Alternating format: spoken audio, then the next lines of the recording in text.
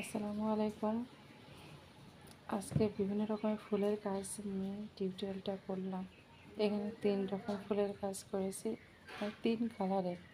আসলে 3 রকম না, 3 কালারের ফুল এবং সহজ সেলাই। আমি সব সময় বলি একটাই কথা, আমার যতগুলো কাজ থাকবে সবই এতটাই সহজ করে দিই যাতে আপনারা খুব দ্রুত সময়ের ভিতরে শেষ করতে পারেন। তো আমি বলেছিলাম চেন সেলাইতে অনেক ধরনের সেলাই করা যায়।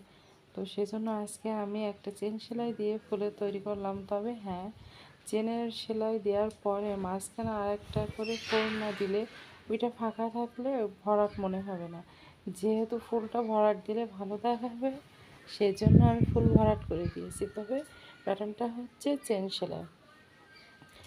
তো এইখানে দেখেন আমি সবুজ কালারের হচ্ছে পাতা সেলাই করে তার ভিতর দিয়ে একটা করে লাল ফোঁড় দিয়েছি, যাতে করে ওটা একটা ডোরা মতন দেখায়। আর এইসব করলে বেশি ভালো দেখায়। এখানে যদি কেউ সাদা দিতে চায় তাও পারবে। আমি কালার কম্বিনেশান রেখেছি অন্যভাবে, সেজন্য আমি এখানে লাল দিয়েছি। আর সাদাটা ফুলের ভিতরে দেবো বলে এখানে আর দেইনি। সবসময় একটু ভিন্ন ভিন্ন কালার দিয়ে কাজ করলে ভালো লাগে। এক কালার এবং অবশ্যই ভালো লাগে, বিভিন্ন রকম কালার একসাথে কাজ করলে সেটা একটু বেশি কালারফুল লাগে। আরও একটা সুবিধা, আপনি এর সঙ্গে ম্যাচিং করে ওড়না কিংবা সালোয়ার কিংবা গহনা অর্নামেন্টস, এটা আপনার যে কোনোটার সাথে পরলেই হবে, যে কোনো একটা কালার ম্যাচিং করে পরলেই হয়, নির্ধারিত করা লাগে না। তো এটা একটা সুবিধা, দেখতে যেমন ভালো দেখায় তেমন পোশাকের ক্ষেত্রেও সুবিধা।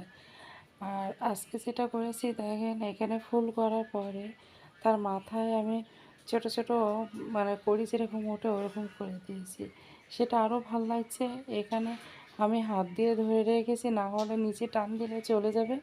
যার কারণে আপনার হাত হোক বা একটা কাঠের মাথা বা যে কোনো একটা মাথা দিয়ে পেঁচিয়ে নেবেন, নিয়ে অবশ্যই গোড়া লক করে দেবেন, না হলে কিন্তু পরবর্তীতে খুলে যাবে। আমার একটা হয়ে যাওয়ার পরে পরেরটা কিন্তু আমি গোড়ার ভিতরে দেখেন উঠিয়ে আমি আবার সেলাই করে চেপে দিয়েছি, না হলে কিন্তু গোড়াটা খুলে যাবে। তারপর শেষ হয়ে গেলে ওটা কেটে দেবেন। দেখেন কত ভালো দেখাচ্ছে। তো এইরকম ধরনের সেলাই যারা চান তারা অবশ্যই সাবস্ক্রাইব করবেন, কমেন্টসে জানাবেন নতুন কোনো সেলাই দেখতে চান কি না, আমি অবশ্যই সেলাই করে দেখাবো। আর আমার সেলাইটা কেমন হয়েছে আপনারা অবশ্যই জানাবেন।